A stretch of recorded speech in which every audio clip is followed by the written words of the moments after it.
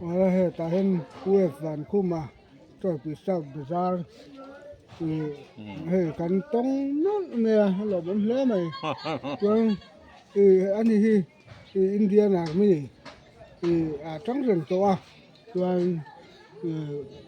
tu na henเป็นส่วนตัวอินเฮตะตัวผู้สาวตาเห็นข้อสามแม่กะที่จอดนะกันจอดลงอ่ะอันนี้แหละรำบวยไล่ทางกับผู้วันนี่แหละสิไปจังพันต่อหม้อจังพันต่อส่วนสุดท้ายส่วนในช่วงทำไมเราช่วงเท่าไว้เราช่วงใกล้มันติฮะช่วงใกล้แล้วเราชวนกายชวนอีฟอร์มเนี่ยนะมีอันนี้แหละค่ะรำบวยนี่เนี่ยมีปุ๋ยมีส้มมีปุ๋ยพันเซฟไปมาขลายคนเนี่ยอินเดียนเฮลายอินเดียนอาร์มี่มีเจ้ารามาเราเสียหัวรำบวยเราเสียหัวขันcivil mi laka an khosak dan khung kha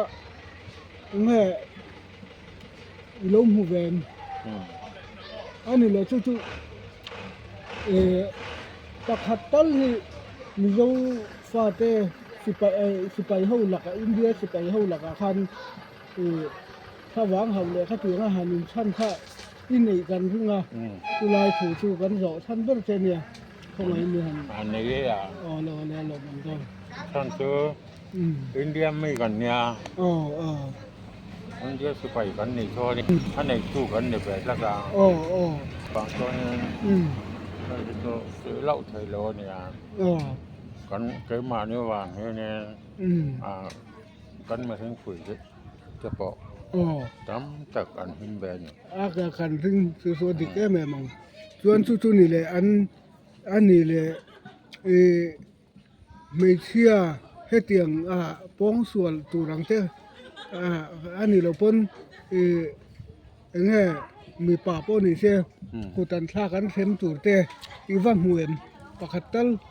มีเจ้ารำบวยแล้วครับมีเจ้ารำบวยจุ่มขัดอันดาข้อมาแทงอ่ะค่ะข้ามีอันดาคอมสักขากันวักกันแล้วนี่ภาษาคานี่สำคัญตกแต่เพื่อกลางไอยกแข้งรถมาจนเบื่อจู่อันท่าวังอีว่าเขาฮินดีเทียมาตลอดตัวอินเทียไม่อันท่าวังอีว่าเขาอังตลอดนั่งมาวังฮะอันสิไปนะข้าเตียงอันตีตูรอันเล็กมีปุ๋ยแล้วก็อันหันตาลฟักตูรพวกข้าเตียงอินเดียนอาร์มี่เขาขันอินเราทันหิมนะสลุตก็มีเขาอินเดียสิไปขันจู่การหันเครียดจากจู่เตียงจู่pak hatal seitur kan omna piang a chon gon san tum vek ani em chu asan tun dia mi gan ni ve sa ta tin army india army ni na kha force ni na kha in power kha poi mo ta ni sulai ta ka chu force ni na chang chi zo khan india mi wanga mi zo fa ta indian chu kan ni ve ka rama boy pon amar chu khatiang chu straight boy ni to ban eng ma ti vak thei om lo si dil mi tan na ati thei ber tur kha india for so kha sipai ho kha india sipai ho chu mi chon lâu nghe mấy chiếc bạc hạt tál cái tiền hàn tì lùi na mang ăn hàn tiền khác như mua tuần mua thành lầu cái nồng lai chuan ăn ngầm lầu như nó mà vắng ngầm lầu anh mò ที่นมชวนไงขัดเตียงที่ตัวพ่อขนาดตีงำเหล่าผ้าอาทิตย์แก่แม่มาอันนี้แหละมีครึ่งวีซีเตียงเตพ่อขัดเตียงหันสวยสักเตียงเตด่านโพนั่นเลยว่าอันไงอันนั้นกูทันชากวัคซีนเตเขามาขัดเตียงเตเขาอีว่ามวยอันเงี้ยอันติตูร์เตว่าอินโรลน่ะเตว่านี่ยิงกันเพิ่งมา brigadier พุทธันพงศ์ค่ะลงปลายเครื่องอักลาค่ะอันลาวไม่เนี่ยก็มอเตอร์คือว่าบีเราว่าอาจจะอาร์ที่ตารู้มาเสียเป็นส่วนต่อมาเนี่ยตัว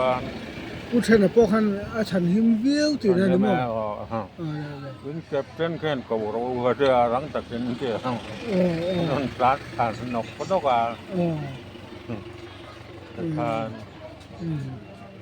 อันเงินมาสักเบอร์ตัวกับโปรโมทตัวที่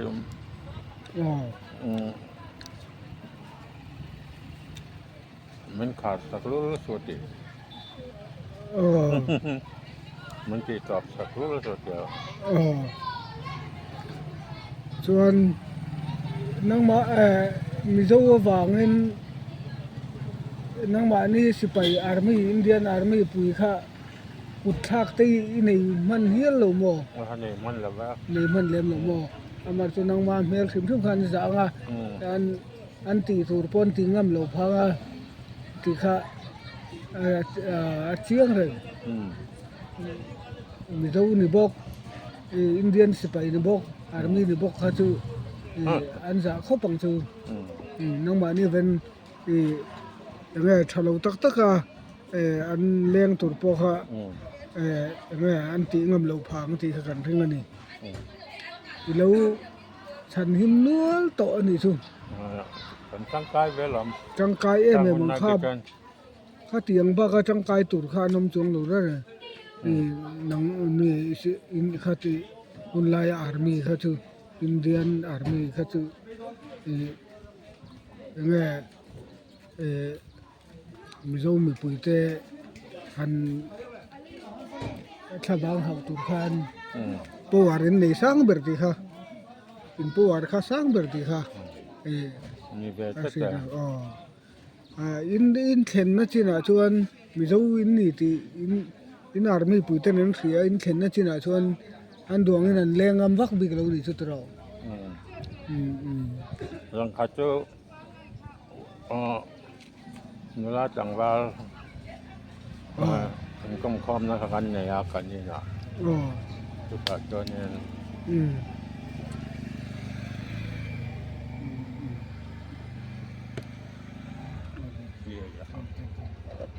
ทุกอย่างตัวนี้